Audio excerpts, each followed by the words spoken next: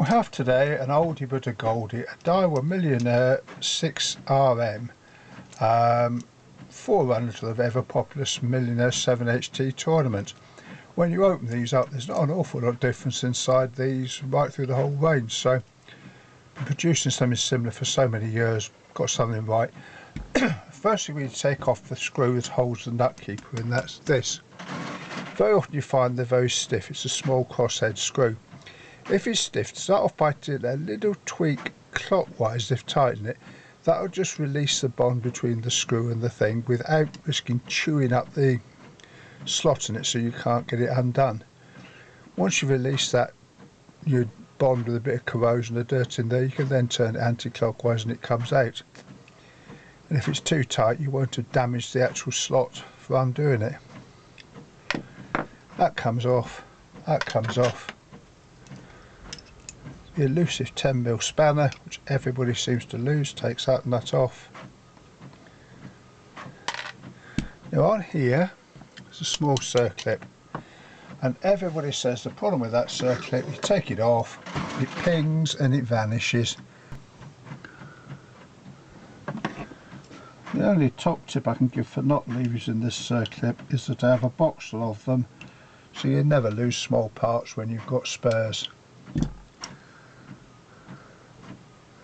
Otherwise, just be very careful. It's a very tiny clip and very easily lost. Handle comes off. Little plate underneath the handle comes off. Star drag comes off next.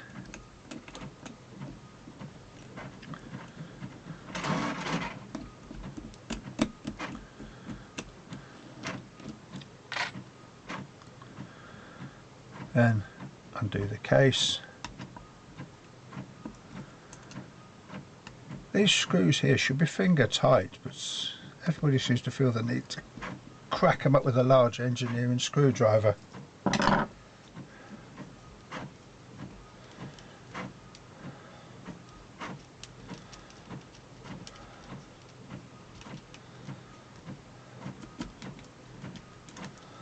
That pulls off, make sure you've undone it fully. This bit, spool comes out. Don't lose the brake blocks there, they're absolutely horrendous money to buy brake blocks.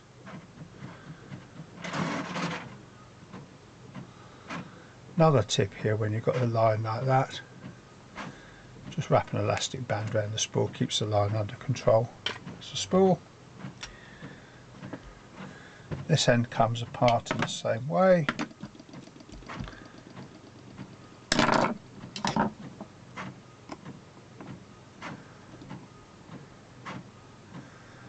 Three screws. These are actually special screws, so don't lose them. You can even buy them, they're going to be horrendous money.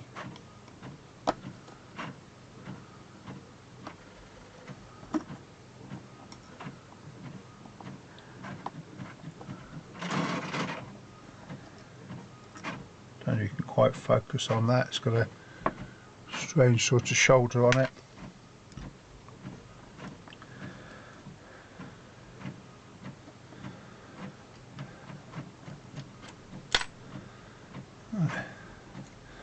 There's the mechanism inside. This is what drives the level wind. First thing you just check this to make sure there's no damaged teeth on it. It's held in place with a little circlip on this one. Some of them are just a push fit. That's the clicker mechanism. Perfectly free moving. Not a believer in taking things to bits just for fun. That's very clean. It's all free moving. There's no corrosion. I'll spray a little bit of lubricant on it before we put it back together. If you ever come across one of these reels and that white plastic cog is just to press on rather than held with a circlip, be very, very careful when removing it that you don't end up breaking the shaft that it sits on away.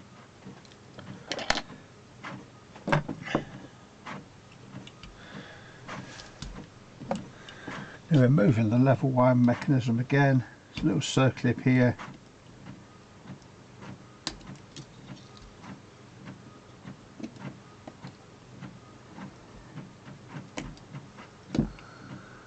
Slightly different size to the other ones, so don't get them mixed up.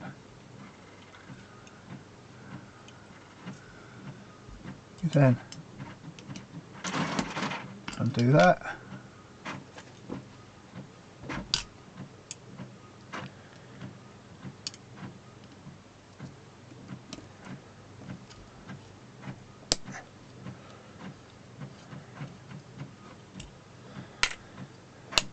Little tap of the pole comes out. Check the condition of the pole, it's nice and clean and sharp. That's your level wind worm gear. The plastic one.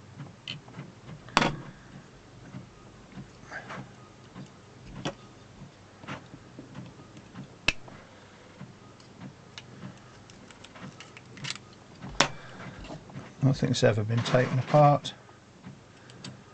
That's the carriage for it.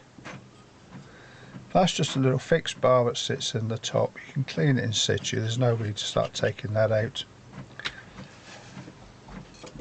It's held in a little circlip there which you remove, you can slide it out, but I'll clean that with a little bit where it's sat. This mechanism. Now, don't be afraid, there's no springs, there's no bits that's going to fly off and be lost forever when you undo it.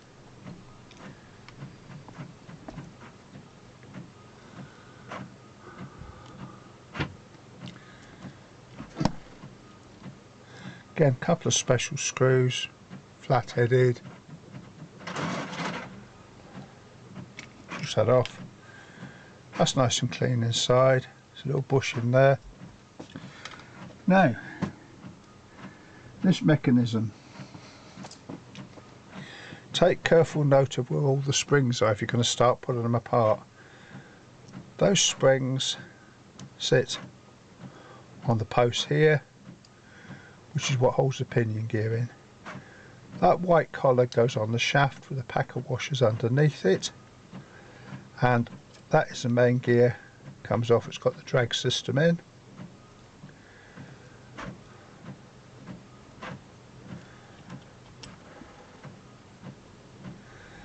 This is the gear that works the anti-reverse.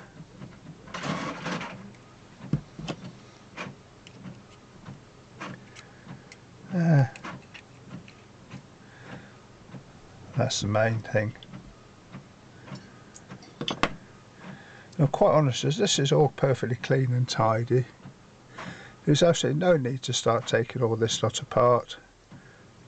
Little wipe over, bit of grease on it, there's no corrosion, there's nothing sticking. Thing works perfectly fine.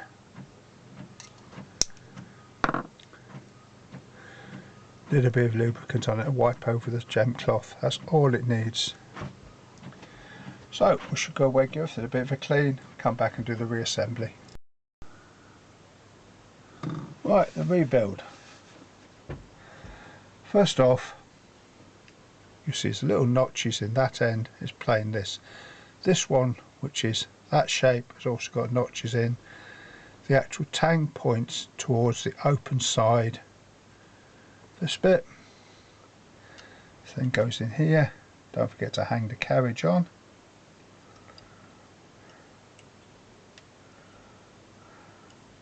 Over that bar and through there. This thing goes all the way through to the other side. There, that sits in the slot. The other end piece then pushes in, long side downwards by the way. Then the worm gear goes in.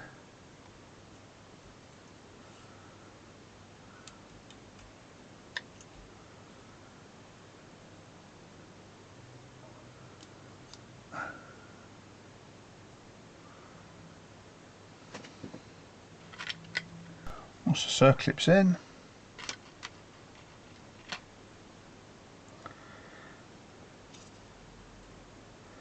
pawl goes in there, and what you do is you put your thumb on the pawl and you turn the cog until you feel the pawl drop into the actual screw mechanism on there. Cover goes on,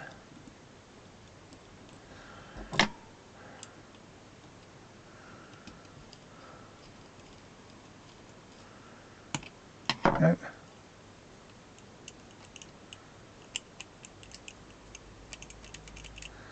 So now what I tend to do is now take that cog, rotate it round, make sure that thing is travelling nice and tidily along, because there's no point getting it all back together and find something sticking. You've got to take all bits again. Now this end of the wheel can go back on.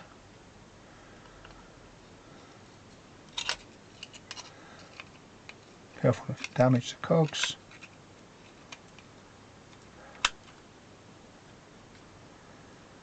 Special screws that hold it in.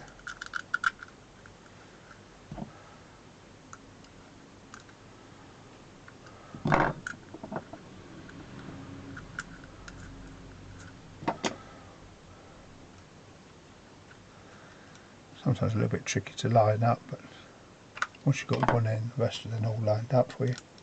These screws don't need to be much more than finger tight, you know, as long as they're in.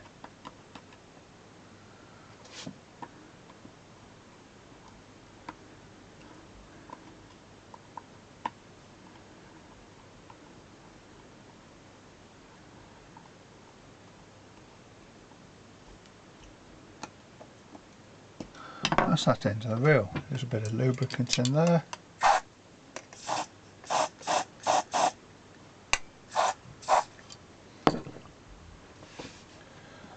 And the spool. Now when you put the spool in, make sure the brake blocks are inboard.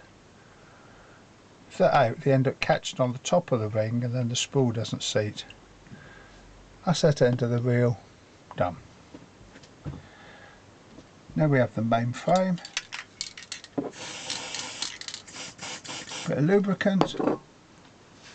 Pinion gear. You'll notice with the slider, one side is recessed, one side is flat, and you've got the little shoulders there. Goes that way up with the recessed side to the top. Pinion gear with the slots, and it goes downwards. Just clips in there. That then sits on the two posts here. Sits in there. Now,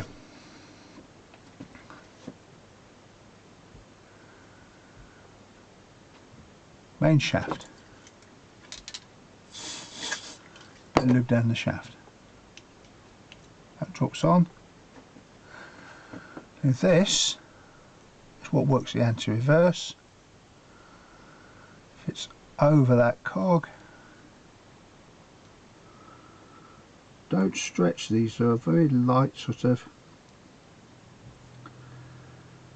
copper. Once they stretch, if they're too slack on this cog or too tight, then it doesn't work. Slide it all down, make sure that works. Now then, drag pack goes on. Underneath is one fibre washer. When you take these drag packs apart, be very careful with these fibre washers. Absolute pain to get replacements. If they're stuck to the steel washers, very sharp thin blade to separate them. One of the metal ones goes on, one of the fibre ones goes on.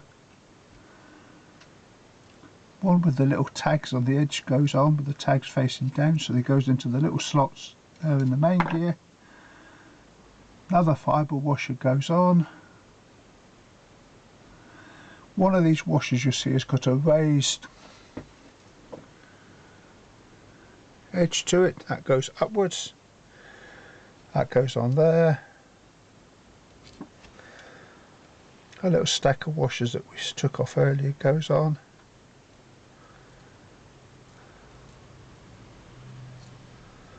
And that little block goes on. Then you've got two springs which go one there and one there.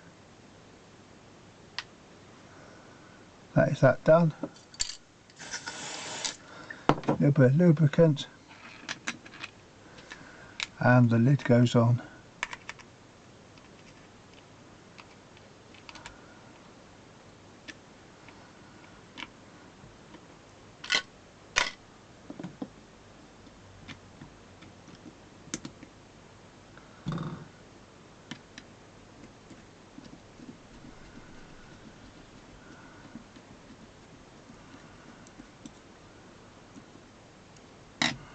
one.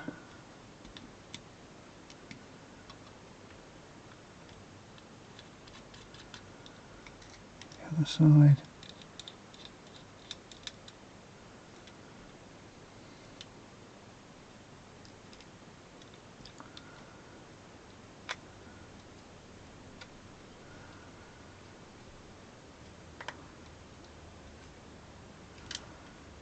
Nicely sat down.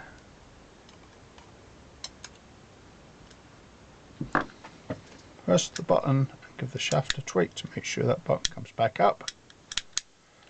Saves you getting half finished and having to take all bits again. Star drag goes on. Do not cross thread these, it's very easy to do. If it doesn't go on that simply like that, it's cross threaded. That goes back on top.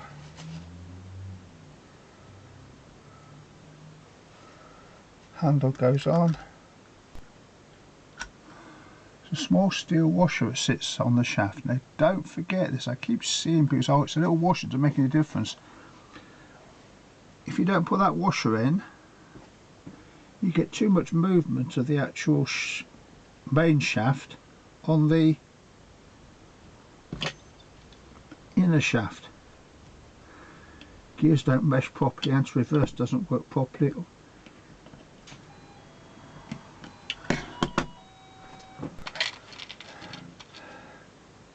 Now the handle nut. Again, be careful not to cross thread these nuts. They either go on simply with your fingers or they're cross threaded. And they're so easy to cross thread. What you're basically doing is putting a nut onto a shaft which has got two flats on it.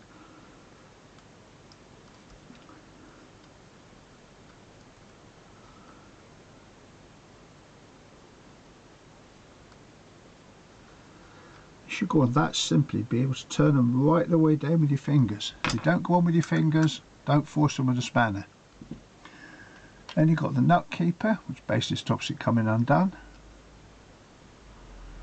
Just a touch around just to line up the hole.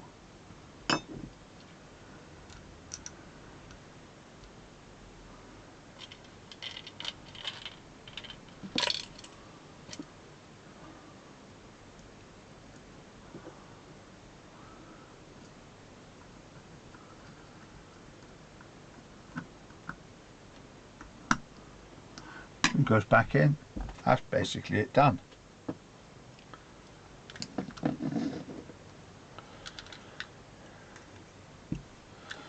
Give this a little wipe before it goes back in. Don't want having too much excess grease around. A little bit of a spray just to protect it from the elements. That goes on. Line it up. Put the case screws.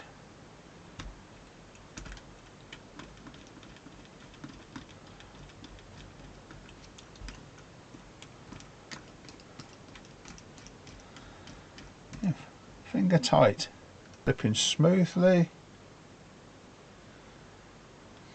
Slightly on star drag, make sure that's working. Tighten it up a little bit, make sure it's smoothly slipping like that. Tighten it up fully, make sure it's locking up. Press the button, make sure the spool's spinning freely. You should have a little bit of end flow to one of these spools, that's too much.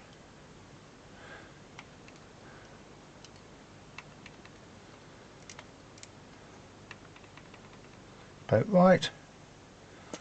Smoothly, the other one's running smoothly. As always, final job.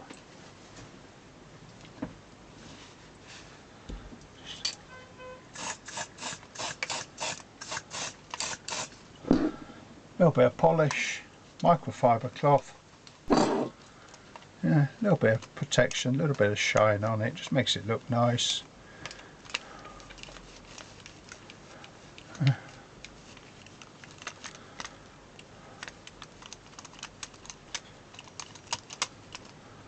There you have it, nothing complicated, nothing difficult.